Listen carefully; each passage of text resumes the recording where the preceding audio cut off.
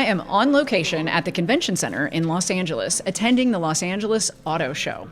This isn't my first time at an auto show, but it's my first time attending one while wearing my science hat, as opposed to my wannabe race car driver hat. For this special occasion, I'm here with Dr. David Reichmuth, Senior Engineer in the Clean Transportation Program at the Union of Concerned Scientists. Dave is our go-to guy when it comes to all things with wheels and electricity, and I'm thrilled to have an expert here to pull back the curtain on the future of transportation here in the U.S. So Dave, I really appreciate you sitting down with me, and I wanted to start by asking you the question that I hear the most when it comes to electrifying passenger vehicles. Does it really make a difference to the environment when someone switches from an internal combustion engine to an electric vehicle? Thanks, and thanks for having me here. It absolutely does make a difference when you look at the global warming emissions from going from gasoline to electricity. And so that's something I've looked at extensively here at UCS. First of all, when you want to do that comparison, we need to look at all the steps it takes to get gasoline into a vehicle and burn it. So getting it out of the ground, refining it into gasoline, and then, of course, burning it in the vehicle. And then we need to compare that to all the steps when we look at using an electric vehicle. So when you compare on an apples-to-apples basis, gasoline versus electric vehicles, driving the average EV in the U.S. is equivalent to driving a gasoline car that gets 94 miles per gallon. And that's a hypothetical gasoline car because there is no 94 mile per gallon gasoline car. When you look at a place that has a cleaner grid, like California, for example, it's less than a quarter of the emissions of driving a comparable gasoline car. Now, when you add in the battery manufacturing, that does add in some emissions for the EV. But if you look at a total life cycle basis, it's less than half the total lifetime emissions from an electric vehicle than compared to a gasoline vehicle. That is a pretty stunning number, less than half. Okay, so that answers like I said, the most pressing question that I get. But I was a relatively early adopter because I had a first generation Chevy Volt that I leased, and then I leased a second gen Volt, and then I went and bought a used first gen Volt. But my experience has been wonderful. I love the cars, but I know the technology has changed so much in the 10 years since my Volt was built. So give us a little overview of what's new and exciting in the electric vehicle world. Yeah, I think probably the biggest thing that car buyers will notice is that the average range of vehicles has gone up quite a bit. So the first vehicle that was available on a mass market basis was the Nissan Leaf, and that had under 100-mile range on that vehicle. And now you're seeing most of the electric vehicles 250 or 300-mile range. So I think that's probably the one of the biggest things that a car buyer would see. I think the other thing that we are seeing in the industry is not so much on the vehicle themselves, it's just the incredible increase in the amount of charging infrastructure. So most people are probably going to charge at home in their garage, and but when you want to take a longer trip, or if you don't have a place at home to charge, you need public charging, and the availability of that charging is something that we've seen grow substantially over the last decade. Wow. Okay. So that's good, because I know that was a concern a lot of people had with these EVs was where are we going to fill up?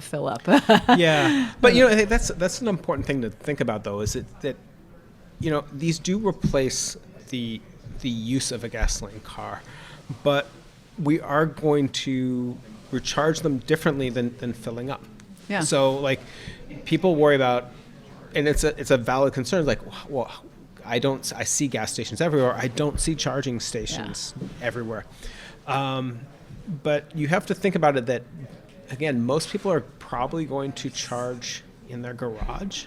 Yeah. And they don't need that public charging station for most of their usage. So we don't want to think about this as a one-to-one replacement. Okay. It has to do exactly this, be refueled exactly the same way as a gasoline car. No, it's going to be different. You're going to have actually much more convenient charging at home in your garage or driveway. Yeah. A lot of time, like I have an electric vehicle. I mean, I've charged it at public stations very rarely. Do a lot of driving and still never have to visit a charging station. And I mean that you do for a longer trip. If you're going to go 500, 1,000 miles, you're going to need to plan out that trip, maybe more than you would have to do for a gasoline vehicle. But that's, for most people, that's going to be a very infrequent thing to do, and the day-to-day usage is going to be much simpler. Right. That makes perfect sense. And so I want to dance around a pun here because we love our puns. But are all the major automakers going happily along for the EV ride? I mean, no. That's the basic, is that we do have some automakers that are moving quicker than others. It's...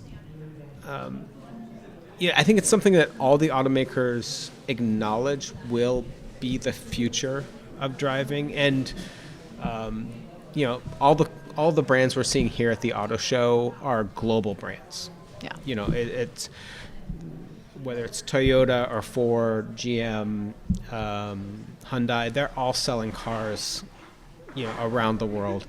And if you look at the rest of the world, it's moving to electric vehicles as well. And so all the automakers know that is where the end thing. And it's a lot of the differences between the automakers is how quickly they are going to make that transition, and how much, some of them especially really want to try to sell as many gasoline cars, in the short term as they can, and delay that transition. And we know it's not something we really can do when we look at air pollution, when we look at global warming. Passenger vehicles in the U.S., transportation in the U.S. is the largest source of global warming emissions, and passenger vehicles are the largest part of transportation emissions. So there's no way to address climate change without moving from gasoline, without moving from fossil fuels to a cleaner source like electricity. So a lot of people only listen to programs like this in little clips on social media. Okay. So, and you went this direction. So can you give me your best elevator pitch for electrifying vehicles? I mean, I can, and I'm going to start over. The short answer is that to meet our climate goals, to limit climate change, we need to eliminate the emissions from passenger vehicles. And electrification is going to be the way that we can do that the quickest and easiest. And in the end, we'll actually save drivers money. There you go. Save money. Good for the planet. I'm very into this. So I was looking up some facts and figures, and I saw that Kelley Blue Book's list of the most popular cars sold in the U.S. for 2024, it's topped by the Ford F-Series pickup trucks, and then it's followed by the Chevy Silverado pickup trucks, and then the Toyota RAV4 SUV is third. After that, I was actually surprised to see the fully electric Tesla Model Y. But then the rest of the top 10 only had two other traditional sedans, which were the Camry and the Civic. So what does the U.S.'s current appetite for trucks and SUVs mean for the future of electric options? Yeah, so, I mean, there's a couple things there. One is that we certainly can and are electrifying those larger vehicles. So you mentioned the F-150 and the Ford F-150 and the Chevy Silverado. Well, we just saw electric versions of both of those vehicles on the convention floor, and so those exist. But I mean, there is an issue that we need to electrify all the vehicles, and we want people to have the mobility needs they need. But electrification isn't an excuse to sort of go to inefficient vehicles. So we want people to, whether they're driving a gasoline or an electric vehicle, to pick the most efficient vehicle that suits their needs. If you're a contractor or a builder and you need a pickup truck, that's great. There are now electric options where you can make that switch to gasoline electric. If you are somebody who is commuting 40 miles a day by themselves to work, you probably don't need a full-size SUV, and there are smaller and just as capable electric options that are there. Yeah, I would like it if people would want those options. That's the other thing. It's the consumer taste, but then you wonder how much is driven by the automakers versus how much is genuine from you or I saying, what do I want in a car? Yeah, and there's definitely a lot of marketing that goes into trying to convince people they need something that can go on a backwoods trail over the mountain ridge. If you look at the ads on your TV, it's a four-wheel drive vehicle going through the wilderness, and most of those cars that are sold today are maybe you're going to see a pothole on the way to Costco, and that's as extreme as it's the driving they're going to do. And so you probably don't need that off-road capability as much as the automakers would like to convince you that you do. Yeah, definitely an image thing going on there. But let's go turn a little bit and go into policy. And so California, where we're sitting right now, where we both live, we're such a leader in terms of the states, in terms of emission standards, and that other states choose to follow the federal standards or California standards, and California's are stricter, and that's really impressive. But how much muscle is California going to have with the upcoming second Trump presidency in terms of things like emission standards? Yeah, sorry, I just want to make sure. Yeah, you're fine. You're okay, because I was just getting a lot of. Yeah, you're okay. Okay, so when we look at California, so just to give a little bit of background, California, because of its long-standing history with air pollution problems, was able to set its own standards for vehicles, and this has been happening since the 70s. I'm old enough where, like, when I was homesick watching Price is Right during the day on TV, you would win a car with California emissions. Like, that was like part of like the. It's a big deal. Yeah, you had cars that were specifically built for California emissions. The rules are different now, but it still is the fact that California has standards that go beyond what the federal standards are, especially in requiring an increasing amount of what they term zero-emission vehicles, and those are fuel cell electric, battery electric, and plug-in hybrid vehicles. And so the interesting thing here is also that California can set its own standards, and other states can and have signed on to California standards. So California is important, but also the other clean car states that have signed on, also really important. And those standards will probably be under attack during a second Trump administration. The federal standards that have been put in place that are going to lead to cleaner cars is also going to be directly under attack. But it is important that California has these standards that will hopefully keep the automakers bringing electric options to the dealerships. The other thing that I would say on that is, when we look at a Trump administration, is these auto companies are building cars that take years to design, to tool up the factories, to produce the vehicles. They don't want to have to change what their product mix is every 4 years. Or every 2 years, which is on to changes in Congress. Right. I think they do want some certainty and to keep on this path that they already are on. They're building battery factories. They're building electric vehicles, and I think there is that desire to keep moving in that path.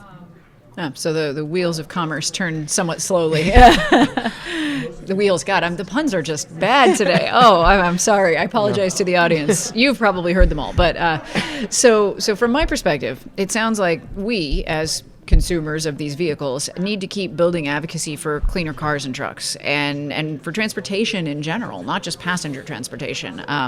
But I think one thing that people across the political spectrum can agree on is that nobody wants to breathe dirty, polluted air. So what are some ways that you think that we can keep the momentum for electrification going?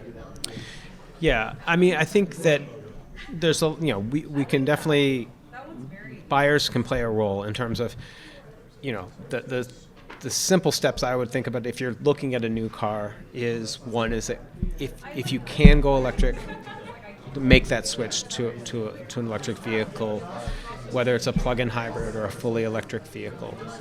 If you have a place to plug in, if that is a relatively easy switch for you to make, that is one of the best things you can do.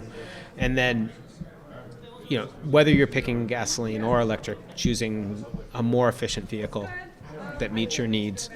In case of an electric vehicle, it's going to be cheaper to buy a more efficient vehicle because it's going to require a smaller battery to go the same distance. So that's the thing. On the policy side, though, we need to make sure that manufacturers keep providing options. Because if you go to buy a new vehicle,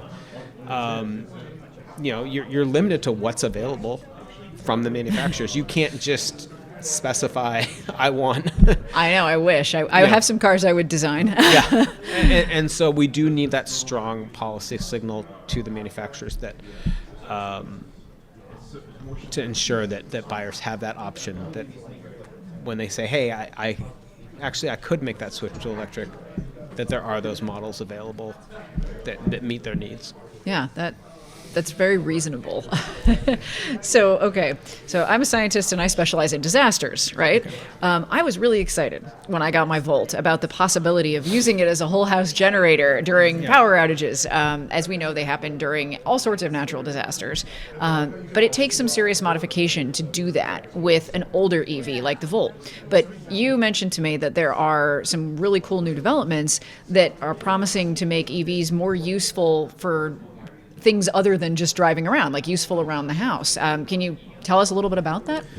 Yeah, there's an increasing number of vehicles that can do what's called vehicle to load, which means if you have outlets on the car, and so you can plug devices in. So if you go camping, you could plug in all your electric stuff. If you have a tailgate party, you could plug in a TV or boombox. Portable hot tub. Who knows? There we go. Dream big. Yeah. So that's so using that big battery and being able to power devices on that's one level. But what we've been looking at more recently at UCS is sort of what's the potential for using vehicles, connecting vehicles to the grid in a beneficial way. And so you can think of that in multiple ways. One is that sort of we just have the grid and the vehicle communicating so that they're charging the most efficiently for the grid and minimizing emissions. But then there's the other step where the vehicle could help power the home or even power the grid. And so for the powering the home, that would provide backup power. So if the power goes off, but you have a giant battery in your garage, let's connect those two. Let's use it. It's a little bit more complicated that on a technical level because you have to make sure that the electrical system of your house is compatible with that, and you also want to make sure that you're not sending power back to the neighborhood if there's a down power line, things like that. Ooh, yeah, that would be bad. It's the same thing that happens with solar panels and a power outage. It's definitely doable, but the vehicle. Not all vehicles right now. Not all electric vehicles can do that right now, and something that I and my colleagues worked on this year in California was actually getting legislation passed to have the state look at requiring the bidirectional capability for new EVs in California to make sure that newer EVs can be a benefit to the electric grid going forward. I mean, I think just the recent spate of hurricanes we've had. I mean, while we're recording this, there's a bomb cyclone hitting, Northern California where you live, and I mean, these natural disasters come with massive power outages. They're huge consequences, and I think it would be great for people to have that ability to use their things sitting in their garage for the benefit of themselves and the grid. Yeah, I mean, in Northern California, we've had power outages, planned power outages because of high wildfire danger. Right. And so we know that extreme weather, wildfire, all these things are going to increase with climate change. And so having EVs be part of the resiliency is something that could be really beneficial. I mean, there's a lot of technical steps that have to happen to get for where we are now to that point, but we're already seeing vehicles that can that have that capability, and so as we move forward, we're going to see that as being play a greater role in our electric grid. And it seems like that actually should have appeal across the political spectrum too, because people of all different political bents want to be resilient when it comes to disasters. So I think that's something that has a lot of potential to appeal to folks and in the push for electrification. So good work. Very cool. Yeah, and I think there is this thought that EVs are really just a blue state thing. It's maybe it's just a California thing, right? Or just a coastal thing. But if you look at the California is the number one for EV sales by far. Yeah. Go California. But number 2 and 3 is Florida and Texas. So now I learned something. I learned something today. Yeah. But I mean, that's in part because they're larger states. Yeah. But if you there still is a sizable interest in EVs outside of California. Yeah, it's practical, and it is a solution, and we're all affected by the extreme weather. So that's really encouraging. And look, you study vehicle electrification, I mean, and the policies around it. You do that for a living. But what gets you out of bed in the morning these days in your field? Like what is driving you, haha, another pun, to keep going? The puns will come until the interview is done. I need to get into my electric vehicle every morning and drive my daughter to school. So that's what gets me. No, very practical. I like it. Yeah. No. I mean, I think that in all seriousness, though, I mean, when I look at my daughters and I know that we need to do a lot to minimize the damage of climate change. We're not going to be able to protect the next generations from climate change. But that doesn't mean there's nothing we can do. In fact, there's a lot we can do. And how much damage we have from climate change is tied to how quickly we make these transitions away from burning fossil fuels. And, it's where I'm optimistic is that we can go out of this room right now and we can see solutions where people can make that switch today in a small car, in a big car, full-size SUV. Those options exist. We're not going fast enough, or as fast as we could go. It's another pun. But but those options exist. And when I started at UCS in 2013, there were just a handful of electric vehicles, and a lot of them short-range EVs. They were not replacements for everybody's driving needs. They were replacements for just small pieces of what people needed to do with their car. I look today, and we don't have to invent a new technology. We don't have to invent anti-gravity technology.